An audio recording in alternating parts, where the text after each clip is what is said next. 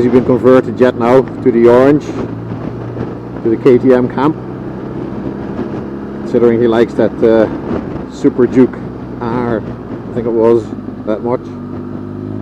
Still not a GS, still hasn't got the tail-lever suspension, still not shaft drive. Just try out the 1250, Bruce, and you'll be fine. Just stunning down there. I'm just going to have a quick stop here again. Try not to drive off the cliff. Is that beautiful, folks, or what? That's the entrance to Mulroy. You see there in the distance.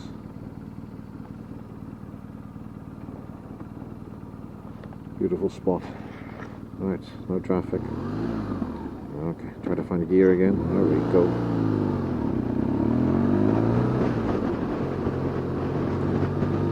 Yeah, so loving the GS myself, but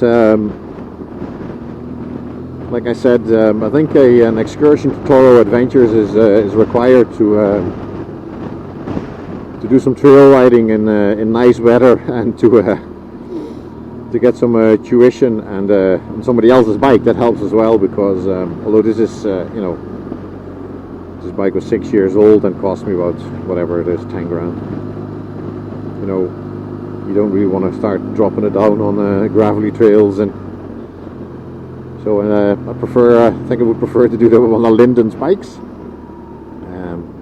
up at Toro Adventures. And it'd be nice as well if it's 25 degrees instead of 5 or 10 degrees like it is here. The snidey little breeze.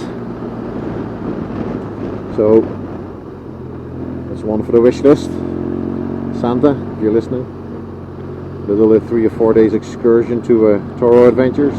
Be nice. So as you can probably tell, we're going back up the hill. Nice little blind crest, and as you can see there, Thanet in the distance.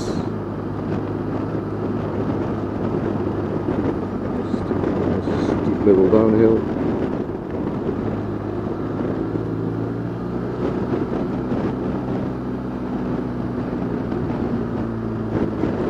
It's a really nice little drive. I know it's only 8 miles long, but it's just the views are just absolutely stunning. I really watch where I'm going, because I'm just so distracted so easily around here. So yeah, a bit of trail riding. Maybe do that cowboy tour that he does to all those locations where the spaghetti westerns were recorded. He does some Linden is Toro Adventures, some great riding out there. I was watching Richie Vida and his report. It was part 1. Still don't know what happened to Richie Vida in the Picos. Something happened anyway to his beloved VFR, we think. But he's tight-lipped about it, so just waiting on the first installment of that Picos trip. That would be something else that's on my wish list. Join the Wild Bad crew and go on a tour with them.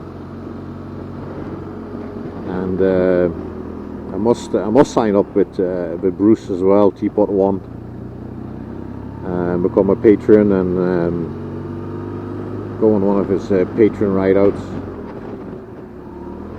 Easier said than done when you live in the very northwest of Ireland, but God knows, he might decide to come over here someday. So over here to my right, there is the famous Thatch, or the Singing Pub. I'll just turn in here a second because it just looks lovely.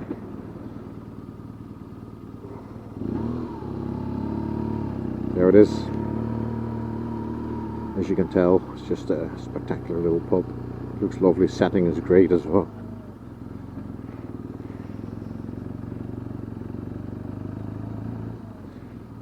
Great little spot.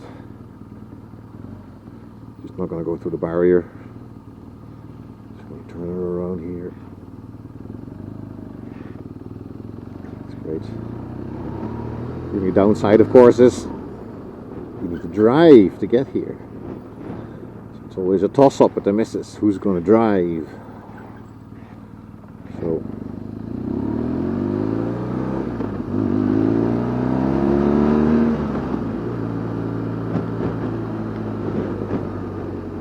but yeah, lots to do.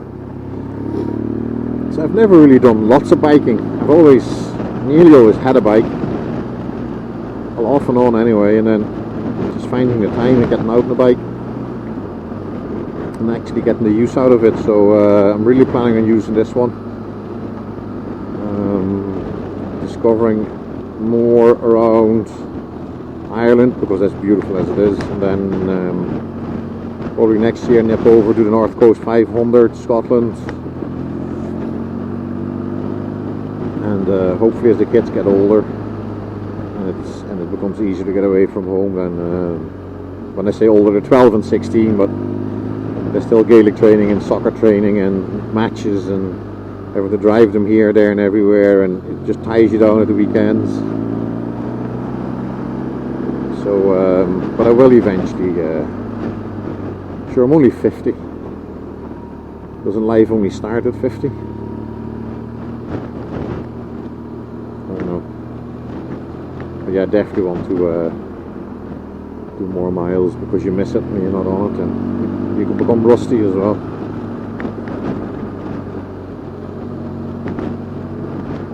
So there's Tramore Beach in the distance. Again, I don't know if you can see it on the camera because of the wide angle, but Tramore, fantastic beach, 4 kilometers long. I like to walk that with the dog in the summertime. It's a good walk, 4 kilometers up, 4 kilometers back. Nice 8k walk with your dog on a nice day. Doesn't matter really what the weather is, you know. I think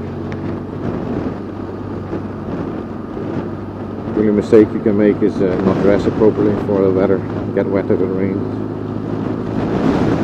But yeah. So we've just come off the Atlantic Drive, past the Coast Guard cottages there and a dive club, and we're heading our way down to Kerry Guard now in the distance. The shallow area there floods. High tide dries out completely at low tide.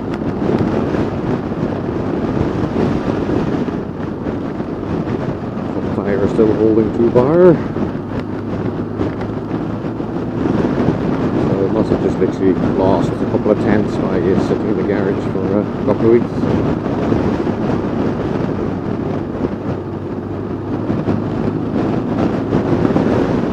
Beautiful. That's really nice. I enjoyed that. I hope you enjoyed it if you're still watching. You haven't fallen asleep yet. Like I said, this is a warts and all video.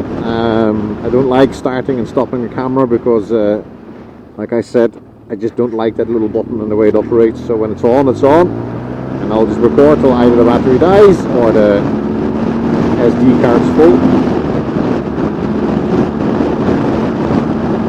Unless I actually find a place to stop with a little bit of air in the front tire, and then I'll just briefly switch the camera off.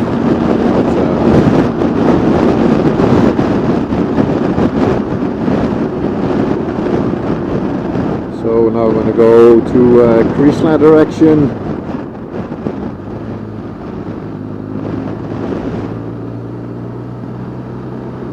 Or the back road onto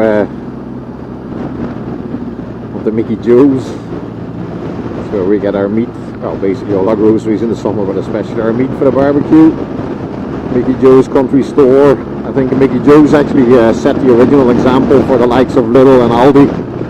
Because Mickey Joe's was around way before the German stores, and you could go into Mickey Joe's and you could get your sausages, rashers and eggs, your loaf of bread, your cooked chicken.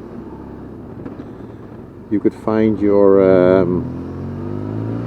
drain cleaners, buckets, screws and nails. I'm sure he would sell you a chainsaw if you asked him for one.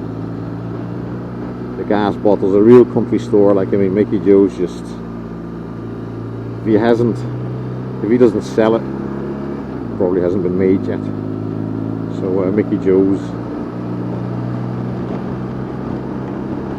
This is how you get there. Very notorious little junction here where you just can't see what's coming, especially from your left.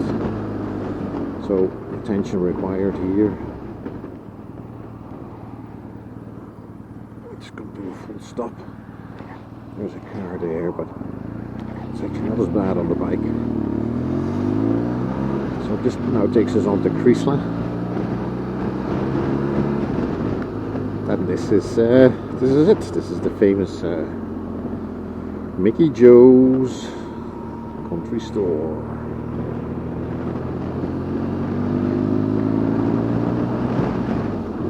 We're easily impressed up here.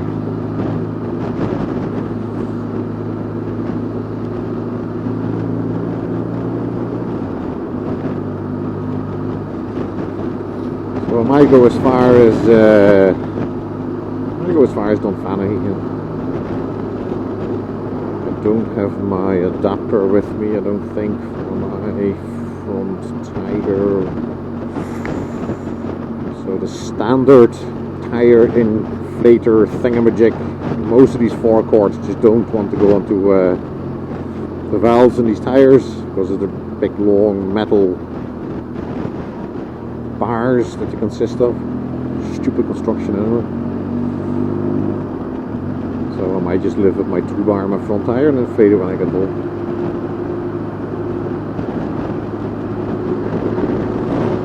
Dark clouds are starting to gather as well.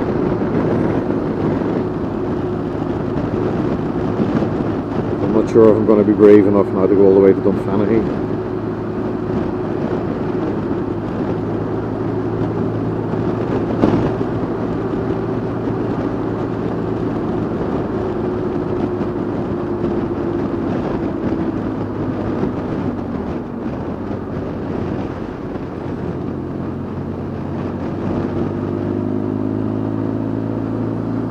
You can really give it a belly on this road if you want, but like I said, you know, I really need to get a set of new tires fitted to this bike. So although they have plenty of tread left, they're old and hard, and the sticky stuff will no longer be there or no longer do its job. So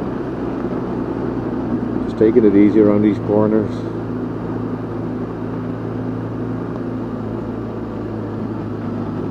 Just out touring about. Come on, Mr. Sunshine, come back. It's very cold when the sun disappears. Summer gloves on. No need for the heated grips as of yet. But I'd say if I would continue on for another hour or so, maybe an hour or two, the sun would start dipping. The temperature would drop to 5 degrees or so. It was around freezing last night. But I like this type of weather, the dry, crisp weather. Gets you out of the house. Nothing worse than the rain. And as you probably know, we get our fair share of rain up here in Ireland, and especially up here in the northwest. But when it's dry, we have all the lovely views.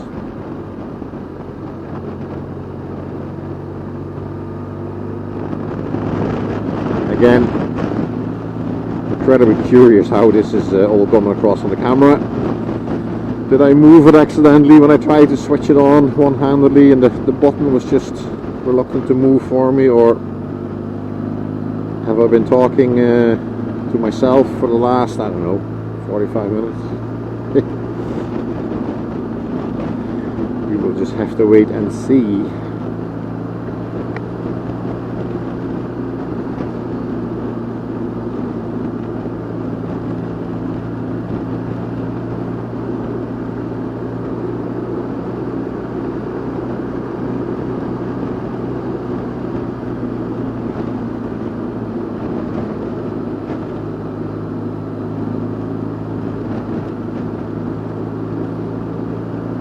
Still haven't applied the black magic to this bike yet, or the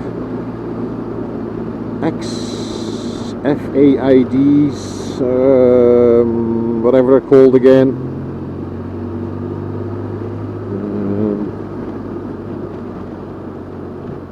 that apparently sort of transforms this engine again, but I'm not really sure if I want that or need that, or I mean, this runs so much better, the 16 valve version of this engine, than the 09 one that I had. And the 09 one I got remapped,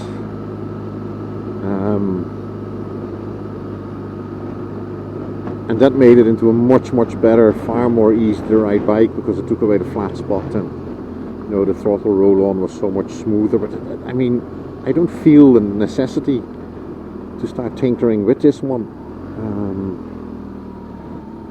Like for me, it has all this, I don't know, it's 125 brake or something, 126 brake. Don't know exactly what it is. You know what I'm going to do? I'm going to go straight on here. There's a little roughy tufty cut off. Pretend I'm can't remember now which way to go. Was it this way? I think it was. Hey, a bit of green laning. Not.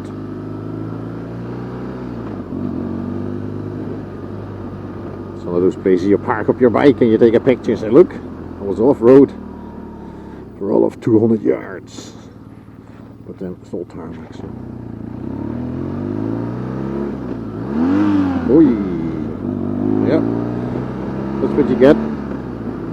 Boot just completely slipped off the peg there.